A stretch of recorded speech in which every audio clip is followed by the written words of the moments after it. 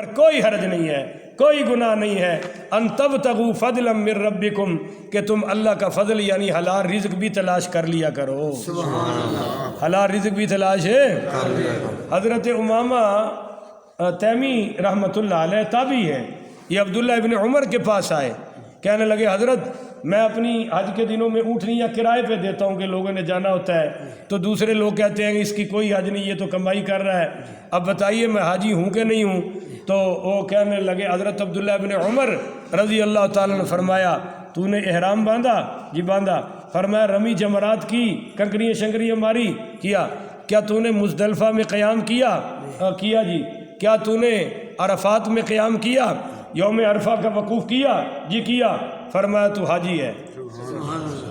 اگر یہ سب کچھ کر کے تو کمائی کر لے تو تیرے حج میں کوئی فرق ہے نہیں۔ اور ساتھ ہی سیدنا عبداللہ ابن عمر رضی اللہ تعالیٰ نے حدیث بھی سنائی کہ بھائی اسی طرح کا سوال حضور سے بھی ہوا تھا، اور حضور پاک صلی اللہ علیہ وآلہ وسلم نے اسی طرح سوال پوچھے تھے، اور اس نے کہا جی میں حج کے سارے ارکان پورے کرتا ہوں۔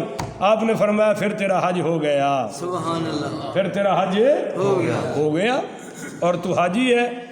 ہاں، فَإِذَا أَفَضْتُم مِّنْ عَرَفَاتٍ فَاذْكُرُوا اللَّهَ عِندَ الْمَشْعَرِ الْحَرَامِ، فرمایا جب واپس آؤ عرفات سے، جب واپس آؤ عرفات سے، میدان عرفات آپ حاجی حضرات تو سارے ہی جانتے ہیں، اللہ سب کو لے جائے تو سب جان لیں گے، کہو آمین۔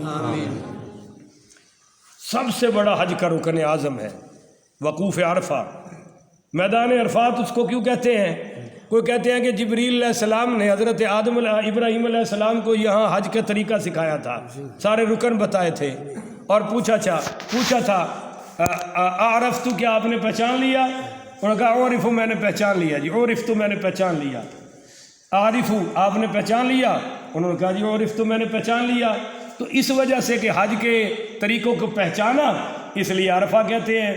اور بعض لوگوں نے کہا کہ جی یہاں ہر بندہ اپنے گناہوں کو پہچانتا ہے اور پہچان کر رب سے معافی مانگتا ہے، اس لیے اس کو میدان عرفات کہتے ہیں۔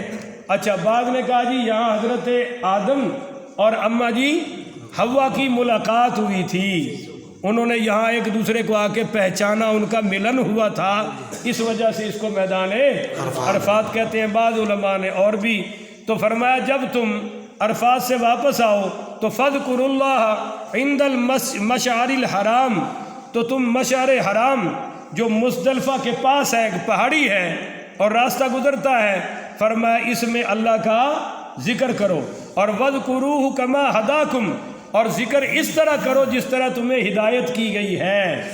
بولیے جس طرح تمہیں ہدایت کی گئی ہے، کہ نبی پاک پڑھیے صلی اللہ علیہ وسلم مزدلفہ میں مغرب اور عشاء کٹھی پڑھتے تھے۔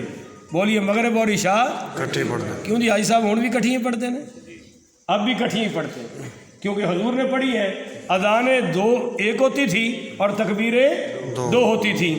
تو وَاذْكُرُوهُ كَمَا هَدَاكُمْ، ذکر اس طرح کرو جس طرح اللہ نے تمہیں ہدایت کی ہے۔ وَإِن كُنتُم مِّن قَبْلِهِ لَمِنَ الضَّالِّينَ، اس سے پہلے تو تم گمراہ تھے، ہدایت تو تمہیں میرا نبی عطا فرما رہا ہے۔ اب یہاں حج میں ایک اور بڑا عجیب طریقہ تھا مشرکین مکہ کا، کہ ثم افیدوا من حیث افاد الناس، کہ پھر تم بھی اے قریشیو وہاں تک جا کر واپس آؤ جہاں دوسرے لوگ جا رہے ہیں۔ بولیے جہاں دوسرے لوگ جا رہے ہیں۔ اب یہ اس لیے کہا گیا کہ یہ جو مشرکین مکہ تھے، سردار اور خاص کر قریشی، یہ عرفات کے میدان میں نہیں جاتے تھے۔ بولیے عرفات کے میدان میں نہیں جاتے، یہ مزدلفہ میں ہی ٹھہر جاتے تھے، اور کیا کہتے تھے کہ ہم بھائی قریشی ہیں، اللہ کے پڑوسی ہیں، بیت اللہ کے مجاور ہیں، ہم اللہ کے خاص لوگ ہیں، ہمیں آگے جانے کی ضرورت ہے آگے وہ جائیں جن کا بیت اللہ سے اور اللہ سے تعلق کم ہے، ہم تو ذرا خاص لوگ ہیں، ہمیں آگے کیا جانا۔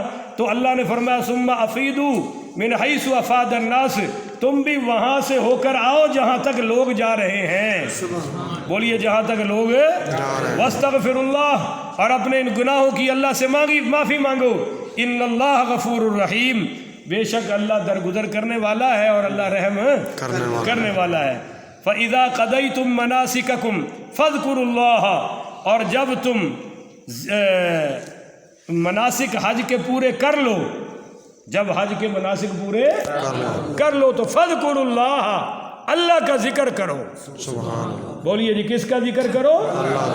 اور جب حج کے مناسک پورے ہو جاتے تھے تو لوگ اپنے قبیلے، مختلف قبیلوں میں بیٹھ جاتے تھے اور اپنے اپنے قبیلوں کی شان بیان کرتے تھے، اپنے اپنے قبیلوں کی شان بڑائیاں بیان کرتے تھے، اور ہر قبیلہ کوشش کرتا تھا کہ ہمارے قبیلے کی شان ہے زیادہ۔ تو اللہ تعالیٰ نے فرمایا فذکروا اللہ، اس طرح اللہ کا ذکر کرو، کا ذکری آباءکم، جس طرح کہ تم اپنے باپ دادا کا ذکر کرتے ہو، او اشد ذکرن، بلکہ اللہ کا ذکر تو اس سے بھی شدید کرو۔ سبحان اللہ۔ بولیے اللہ کا ذکر